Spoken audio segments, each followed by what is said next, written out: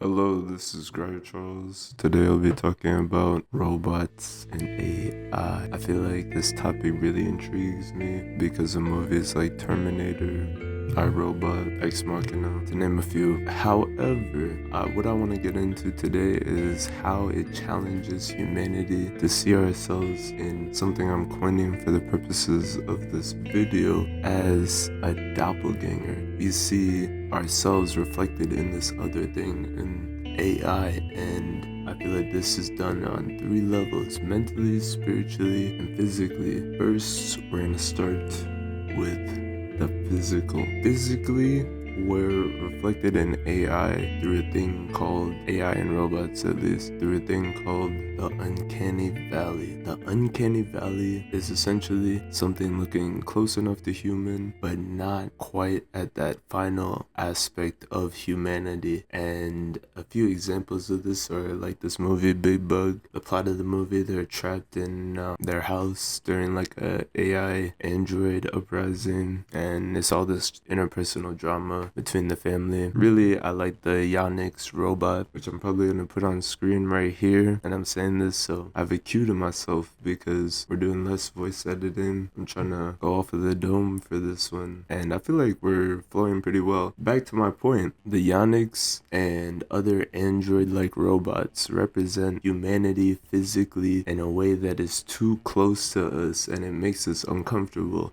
And I feel like that is fascinating. That's the doppelganger effect in a physical form or our mental form. I feel like we're pretty matched with AI in reality right now, especially with everything that's going on right now in terms of government and new policies. Recently, at the time of recording this, I think they did something where they're not gonna restrict any developments of AI, and it was signed in with some other bill. Represents the fact that we are mentally there with AI, and I feel like that's represented in ChatGPT and other aspects. However, in media, we can see that with like the intelligence of video game AIs, such as the AI in Helldivers. Helldivers is a game about essentially a galactic war that spans a digital galaxy that's on the computer, and I feel like this is a mental match to humanity, and we see this time and time again. If you look at the history of the game, which is one of the more interesting parts of it,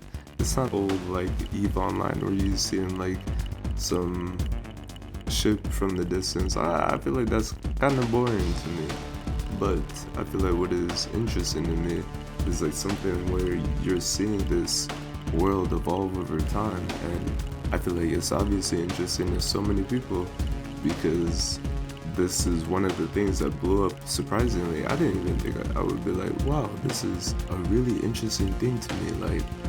Like a year ago, I would not have thought that, but I feel like through things like emergent AI in video games, we get things AI image-based combinations that we call AI art, but that's what it really is. It's just combining images in the same way that video game AI is combining the image of you in this certain place in its head, of you in that space in like this video game realm, right? So then like calling it art in a way, I feel like is kind of like reductive because it is truly soulless. But back to the point, we get the mental level of AI in our current world right now through games and through ChatGPT and through movies such as Ex Machina, where you see an AI begin to rebel against its creator after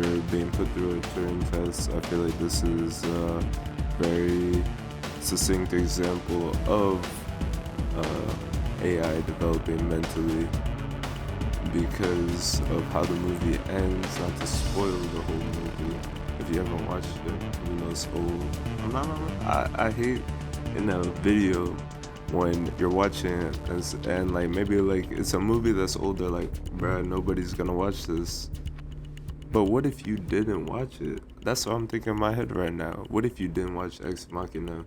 I'm about to spoil the movie. You better be like, bro, I didn't think you was about to spoil the movie, man. Now, you could also say, oh, you could have went through the work to put like a spoiler warning.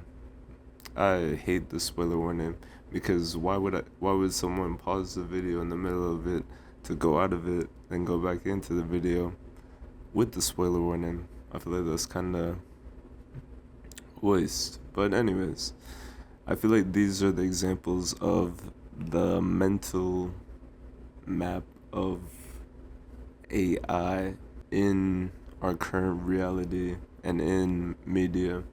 And I feel like spiritually, I feel like that is a whole nother conversation. However, at first I thought this video would be too long. I forgot that I talk very quickly. So I feel like this is the perfect length, so I'm gonna keep on going. I feel like spiritually, we get AI in a more developed state than it is right now. And I feel like things that could lead to this could be like quantum computing, which we have right now, just at a state of like the internet or like computers in the 1960s. And I remember when, like, probably 4 years ago, I had to like do a project for a speech class. I was like, oh, I'm about to talk about like quantum computing because I saw like a headline of it because I had like the news alerts or whatever. But then come to find out now, they're finding different like forms of matter using these like quantum computers. They're finding out that like these quantum computers could do like trillion times like the computational power of a regular computer, which I believe would facilitate something akin to like a consciousness, because what is our brain if not this super complex computer? But that's where we get into conflicting conversations, because what is a spirit at that point? Because if an AI has the same level of like sentience, experience, or like emotion, or whatever qualifiers we put before that, how are we gonna know that that's sentient? And how would we ever truly know? Because we would always doubt it, because we never fully be in the AI's experience. And whether it's like known conceptions of AI or not, we would already have that in our head while approaching those concepts. I feel like you see this in a show called Pantheon, where a bunch of people upload their consciousness and they're dead in the real world, but then they get pulled into like this virtual space and all this crazy stuff happens.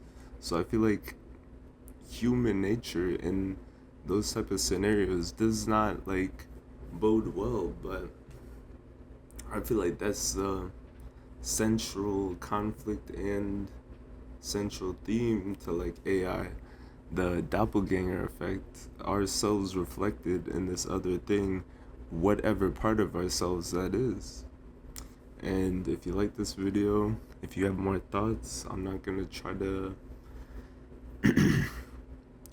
bring this around. This was just a ramble, and that's it. If you like this video, like. If you want to subscribe, and share it if you like it. More videos soon.